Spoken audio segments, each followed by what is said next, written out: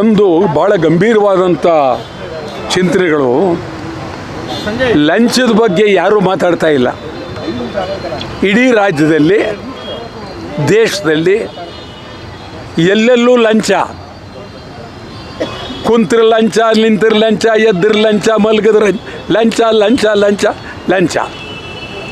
ಯಾರು ಶಾಸಕರು ಲಂಚ, MLA ಲಂಚ, ವಿಧಾನ ಪರಿಷತ್ ಲಂಚ.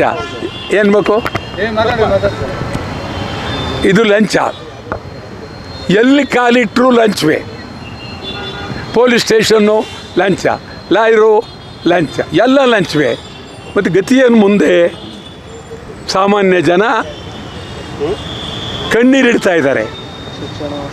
ಒಂದು ತುತ್ತು ಅನ್ನಕ್ಕಾಗಿ ಕಣ್ಣೀರಿಡ್ತಿದ್ದಾರೆ. ಈ ದೇಶಕ್ಕೆ ಮಹಾತ್ಮ ಗಾಂಧೀಜಿಯವರು ಸ್ವಾತಂತ್ರ್ಯವನ್ನು ತಂದು ಬಹಳ ದಿನ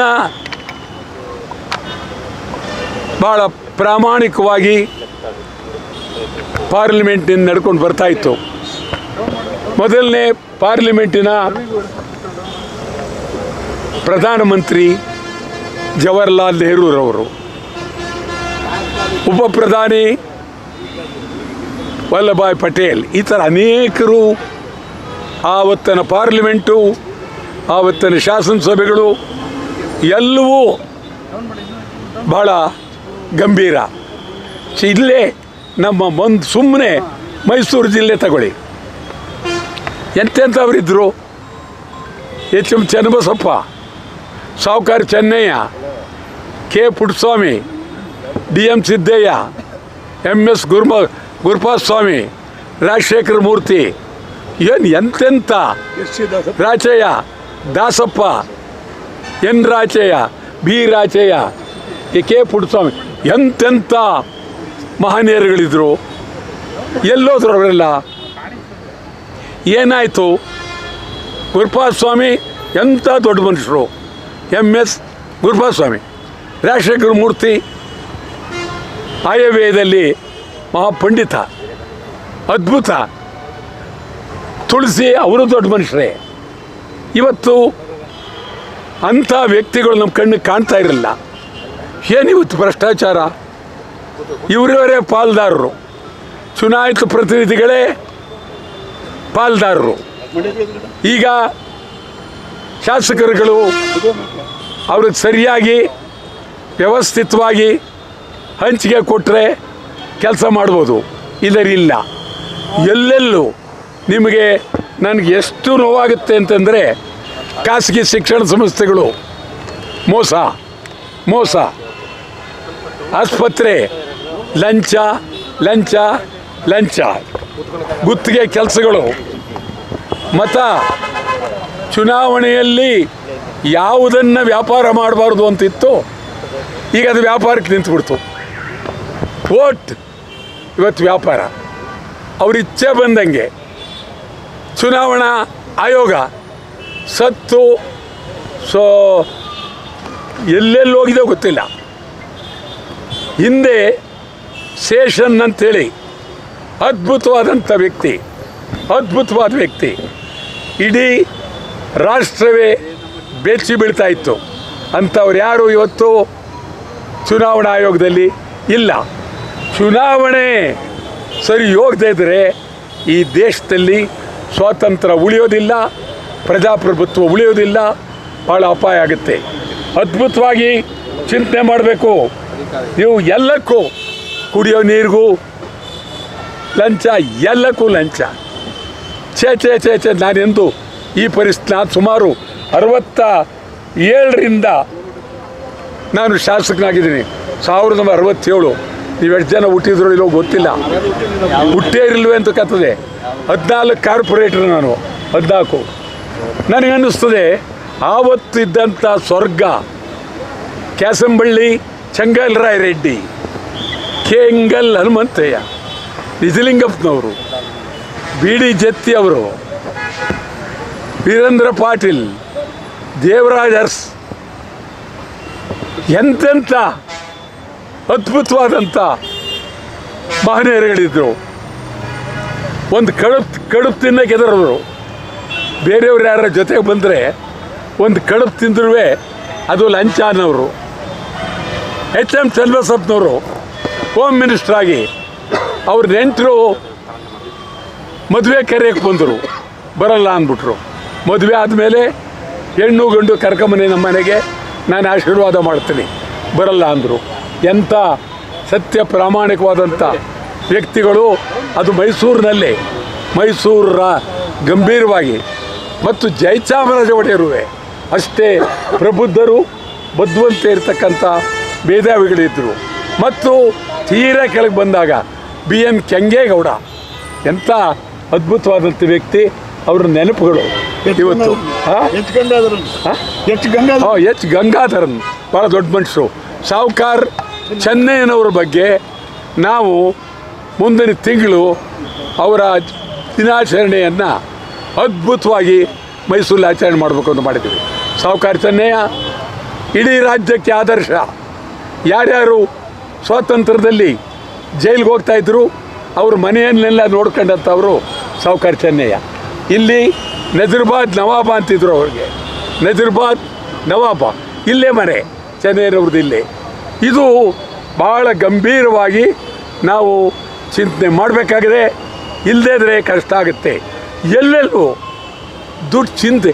ಮೊದಲು ಯಾರೇ ಮಂತ್ರಿಗಳಿಗೆ ದುಡ್ಡು ಕೊಡಬೇಕಾದ್ರೆ ಒಬ್ಬ ಮೂರನೇ ವ್ಯಕ್ತಿ ಅದೆಲ್ಲೋ ಒಂದು ಪಾರ್ಕ್ನಲ್ಲಿ ಕೂತ್ಕೊಂಡು ಮೂರನೇ ವ್ಯಕ್ತಿ ಅವ್ರ ಮೂಲಕ ಮಾತಾಡಿಸಿ ಭಾಳ ಬುದ್ಧಿವಂತಿಕೆಯಿಂದ ದುಡ್ಡು ತಗೋತಾಯಿದ್ರು ಯಾವಾಗಲೂ.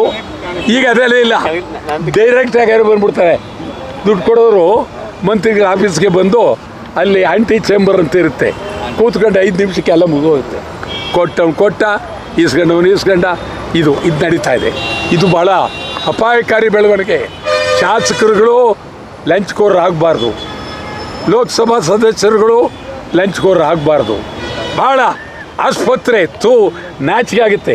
ನಿಮ್ಮ ಮೈಸೂರು ಆಸ್ಪತ್ರೆ, KR ಆಸ್ಪತ್ರೆ ನುಗ್ಗಬೇಕು. ಆಸ್ಪತ್ರೆಗೆ ಟೇಬಲ್ ಬೆಂಚ್ ಹೊರಗೆ ಹಾಕಿ ಸುಟ್ಟಾಕಬೇಕು. ಅವ್ರ ಗತಿ ಏನು? ರೋಗಿಗಳ ಗತಿ ಏನು? ಒಂದು ಆಸ್ಪತ್ರೆ ನೀವು ಇಡೀ ರಾಜ್ಯದಲ್ಲಿ ಬೆಳಗಾವಿಯಿಂದ ಚಾಮರಾಜನಗರದವರೆಗೆ, ಇದು ಮಂಗಳೂರಿನಿಂದ ಕೋಲಾರದವರೆಗೆ ಒಂದು ಆಸ್ಪತ್ರೆ ಸರಿಯಿಲ್ಲ. ಕನಿಷ್ಠ ಕುಡಿಯೋ ನೀರಿಲ್ಲ, ಹಾಸಿಗೆಗಳಿಲ್ಲ. ಯಮಲೋಕ ಆಸ್ಪತ್ರೆ ಅಂದರೆ ಖಾಸಗಿ ಆಸ್ಪತ್ರೆ. ದುಡ್ಡು, ಲಂಚ ಲಂಚ ಲಂಚ. ಆಮೇಲೆ ಇದು ಕಾಲೇಜುಗಳು, ವಿದ್ಯಾರ್ಥಿಗಳು ಅವ್ರ ಗತಿ ಏನು? ಬಡವರು ಓದೋಕ್ಕೆ ಆಗ್ತಾ ಇಲ್ಲ. ಏನು ಫೀಸು? ಎಲ್ಲ ಅನೇಕರು ರಾಜಕಾರಣಿಗಳೇ ನಡೆಸ್ತಾ ಇರ್ತಕ್ಕಂಥದ್ದು ಕಾಲೇಜುಗಳು, ಸ್ಕೂಲುಗಳು. ಇದು ಭಾಳ ಹದಗೆಟ್ಟೋಗಿದೆ. ಅದಕ್ಕಾಗಿ ಕನ್ನಡ ಚಳವಳಿ ಪಕ್ಷ ಇಡೀ ರಾಜ್ಯಾದ್ಯಂತ ತೀವ್ರವಾಗಿ ಭ್ರಷ್ಟಾಚಾರದ ವಿರುದ್ಧ ಭಾರಿ ಹೋರಾಟ ಮಾಡಬೇಕು ಅಂತೇಳಿ ನಮ್ಮ ತಲೆಗೆ ಬಂದ್ಬಿಟ್ಟಿದೆ. ನಾನಂತೂ ನಿರಂತರವಾಗಿ ಹೋರಾಟ ಮಾಡ್ತೀನಿ. ಭ್ರಷ್ಟಾಚಾರ ಹೋಗಲೇಬೇಕು. ನಿಮ್ಮ ಮೈಸೂರಿನಲ್ಲಿ ಆ ಚಿನ್ನದ ಬಗ್ಗೆ ಮಾತನಾಡ್ತಾರೆ. ಗೋಳು ಕಳ್ಳರು, ಖದೀಮರು, ವ್ಯಾಪಾರಸ್ಥರು ಅಷ್ಟೇ, ಗಿರ್ವಿ ಇಟ್ಕೊಂಡ್ರು ಅಷ್ಟೇ. ಚಿನ್ನ ಬಿಡಬೇಕಾದ್ರೆ ಕಷ್ಟ. ಬಡ್ಡಿ ಒಂದಕ್ಕೆರಡು ಮೀಟರ್ ಬಡ್ಡಿ. ಅವನ್ನೆಲ್ಲ ಒದ್ದು ಜೈಲಿಗೆ ಹಾಕ್ಬೇಕು. ಒದ್ದು ನ್ಯಾಯಾಲಯ ಕರ್ಕೊಂಡು ಹೋಗಿ ಅವ್ರ ಮೇಲೆ ಕೇಸ್ ಹಾಕಿ ಜೈಲಿಗೆ ಹಾಕ್ಬೇಕು.